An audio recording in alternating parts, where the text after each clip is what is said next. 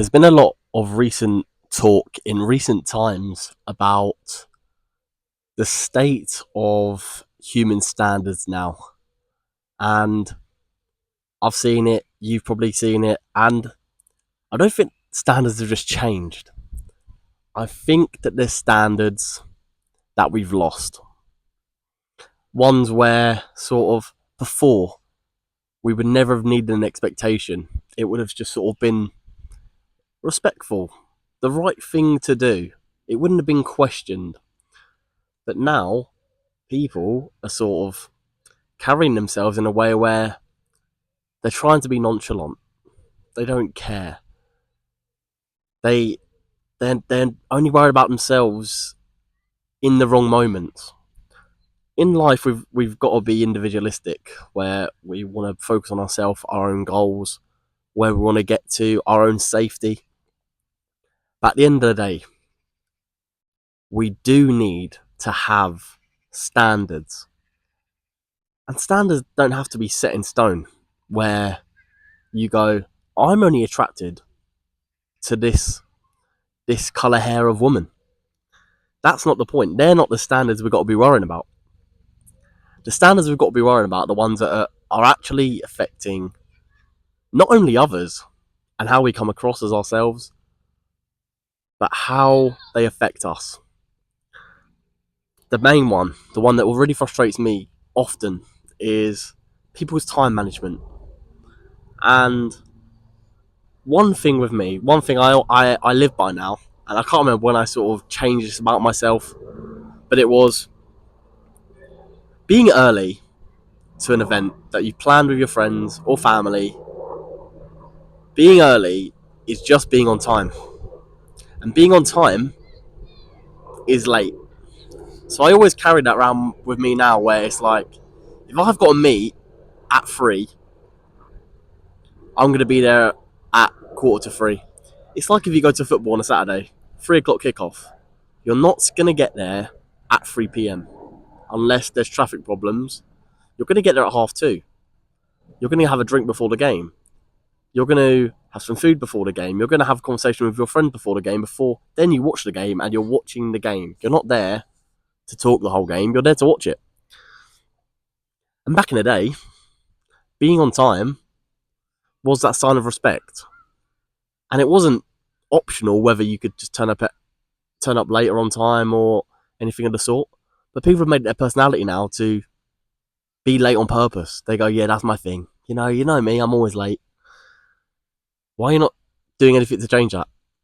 Because, yeah, you could carry that around yourself, but every single time you do it, you're slowly losing that respect from others, your peers, where they go, when's he going to learn? When's he going to learn? And there's nothing we can do to change it. We've got to just hope that you notice that it's not that pleasing to us. People used to plan ahead. They would go, we're meeting here at this day. And now we have plans, and people don't stick to them. They go, it gets to the point where you go, gym at 10:30, and you're still in bed. And it's like, where's the motivation gone to spend time with people anymore or make an effort? It's become cool to not make an effort. And we're just wasting time, really, where before time was treated with value, that it was running out and we're trying to make the most of it. And people still carry that. They go, I'm running out of time and I'm not doing anything. So why are you wasting it? Why are you wasting said time that is being lost? And one thing with this as well is that it's because there's been a clear drop in communication and our efficiency and the tools that we use now to communicate, rather than just our voice or letters. When we did that before, our messages were clear. There was no slang. There was no sort of other option. You send a letter, you wait for one back, and that's it. The conversation is sorted in one paragraph there and back. Now we're sending texts that can be aired, delivered, blocked without being read. And we was before, these letters and stuff like that were clear, concise, intentional. Now people only call their friends or their family when they need something or when it matters. And we also just send these sort of cryptic texts where we have to then send a follow-up one because we don't know what we're going on about. And we used to listen to people to understand them. And now we just receive a reply where conversations are not between two people, they're between individual texts. Another one where it affects me and it probably affects my family and things like this is where we've sort of lost the ability to apologise for mistakes and or even that we should apologise for mistakes even if they were non-intentional, and it's just a sincere apology, one off the cuff that we don't have to plot or we don't have to draft up a massive text to send to someone. You just go, I was wrong, and this is the reasons, and you just state them, and there's no two ways about it. You say it off your mind.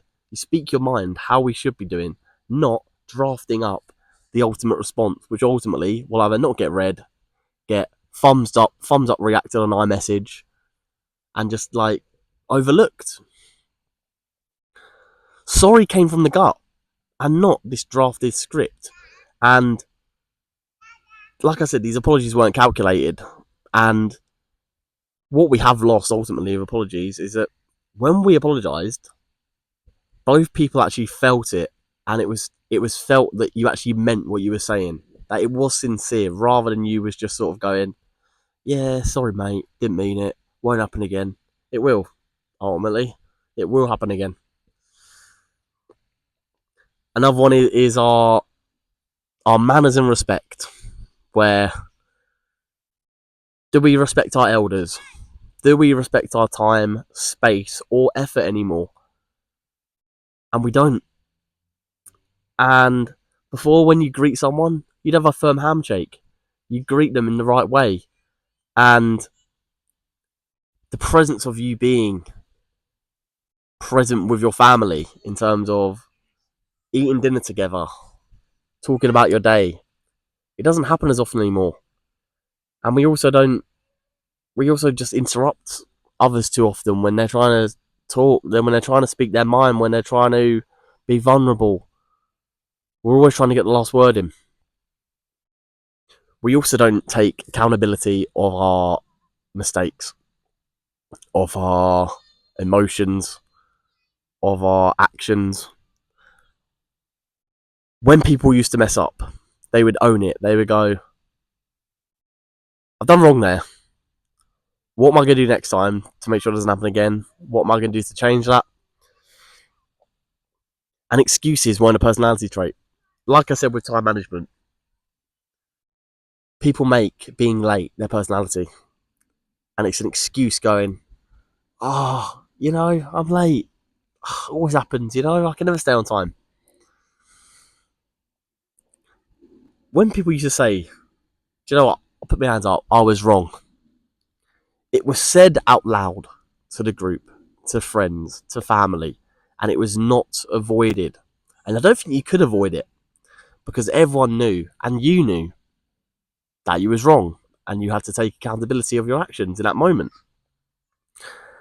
And responsibility of our life, of our actions, that came before holding that reputation of being cool or trying to not be cool and sort of be that sort of nonchalant kind of character when really we're all just people.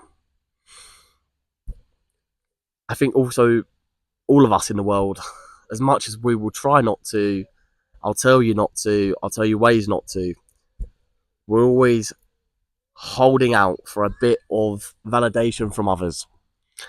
And also how we sort of find it really hard to hold on to our own and others' privacy that we've been sort of entrusted with, where the dignity used to matter, where Now you see people on TV, on shows, on dating shows, and they do some mental stuff. And like people like me that would never go on something like that look at it and go, where is the line anymore? Where is the dignity line? Do people actually have that self-respect for themselves, or are they just trying to get somewhere, get their bread up? Because validation back in the day used to be for doing good in the world. Now it's sort of doing something out of the ordinary, or doing something because other people were worried about it or scared. And now you sort of got to be loud, where before, being the one that was silent showed that you were listening, showed that you were present, rather than being awkward. Now, if I switch it up in terms of the dating side of life, where's the commitment gone? Where's the intent in dating? Where people used to date with clarity and honesty, and now it's vibes and what color hair they have. And people are sort of there's a culture where you'll go out with someone once and never speak to them again. What are you learning? And there's just no way that you could learn enough in one meeting with someone. And if you are messaging them for 3 weeks, why have you not been out with them before that? How are you messaging someone for 3 weeks and not going out with them? What are you waiting for? Back in the day, people would date and people wouldn't message. They would meet each other naturally in the world, which I hope I will do. That's how I'll be operating. But you would go up to someone, go, you're attractive, I'm attracted to you, and you'd make your intentions clear and you'd state them, and they weren't implied, they weren't delayed. You didn't wait 3 weeks on message to go, should we go out? You went up to them with confidence and went, let's do this. And that's another thing where people have lost that confidence to do that because they don't. There's more pressure on themselves in the world, which is understandable, but you can only be as confident as you was yesterday. There's no point in comparing to others when really you can only wake up and go, would I have done that yesterday? What am I going to do to change how I operate today? And I would do that, where it's like I would be in an environment and I wouldn't feel comfortable and feel that I could potentially be judged. And the next day I go, who cares? Who cares? I'm just going to do it because I'm sick of waiting. I'm sick of being walked over. I'm just going to get it done. I'm going to be intentional with it because ultimately being intentional is what gets stuff done in the world. And also just taking a grasp of your own life, not waiting around for others to sort of get it moving for you. And this is where we move on to the hard work of life. Getting where we want to in life is going to be hard. It's going to take hard work. And effort used to be admired. Now, it's like, it is still admired because people think it's now cool to not put in the effort. And when someone does it, they go, fair play for them for doing that. What? Why are you all not putting 100% in? Why are we all not putting the effort in to make a change? When people were working hard in their jobs, doing an actual good job rather than getting through the day used to be the thing that mattered. Now it's get through my 9 to 5 and enjoy my 5 to 9. Instead of work really hard during my 9 to 5 because I enjoy my 9 to 5 and make worth of my 9 to 5. People don't enjoy their 9 to 5s because they don't make an effort to enjoy it. Yes, some jobs are hard. I understand that. I used to fold clothes at Primark for 4 hours, 5 times a week. And I quite enjoyed it. You talk to people while you're folding clothes. You've got a sense of responsibility that you're doing something. You're in charge of a zone. You're in charge of a physical store in the world. And your area looks nice. And also, what ultimately happens is You are compared to other colleagues of the work they're doing in similar zones. So why would you not want to be the one that puts the most effort in, and then people look up to you and they go, I wish I could do as good a job as you. You can. You could do exactly what I'm doing. Bit of concentration, a bit of sense of responsibility in your role, and just a sense of pride that you're putting in that hard work that you are maybe being underpaid for, but you are still doing. Everyone's underpaid.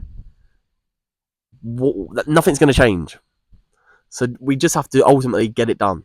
Get through the day, get it done, and then get to our 5 to 9, where if we leave our 9 to 5 in a mood, we're going to enter our 5 to 9 in a mood as well. So why would you not enjoy the whole day as a whole, rather than be moody and then force happiness in the evening?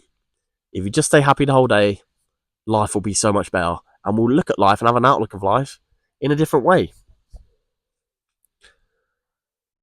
We all also used to be able to keep promises and also not make promises to people. Now in the world, there's a lot of empty promises where our words used to have weight, and now it's like, does anyone want to come to the football with me on Saturday? And then you'll either not get a reply, or someone will go, yeah, I'll think about it, maybe. People don't carry themselves with that intention where they go, maybe I can reply and go, at the moment, yes, but circumstances could change. And then as the replier, me, who's getting that message back, you go, at least they're being honest with me. And you also, it happens the same way where if I'm the one replying and I go, yeah, I'll come to the pub, boys, but I actually don't really enjoy alcohol anymore, so I'm not going to drink. I'm making an effort to go, but I won't drink. I'm not saying I don't drink, I'm not going to go to the pub. Why not? It's just a social gathering of boys. Why would I not just be honest and go, boys, I'll come because I want to see you as my friends, but I will not be drinking today. And eventually they will just sort of understand that. Like I said before, we listened to understand. Now we sort of speak to be understood, or we spoke to be understood, not just sort of heard. And the depth of ourselves actually mattered because we spoke for connection between not only ourselves but between others. And I think ultimately, what have we really lost? What standard have we lost the most? And it's that we don't live anymore. Like I said, try your absolute best to work hard and enjoy your 9 to 5, to then enjoy your 5 to 9. But so many people in the world now live to work. They wake up on a weekend and they are thinking about Monday. They're thinking about work. Where people used to work to live. Get your money, spend it on life. Spend it on what life's actually made for. And not worry about work once you clock out. We also didn't post our every move on Instagram. Ultimately, the way the world works now is that a lot of us don't have financial freedom. We are stuck in one place at home for a lot of the year.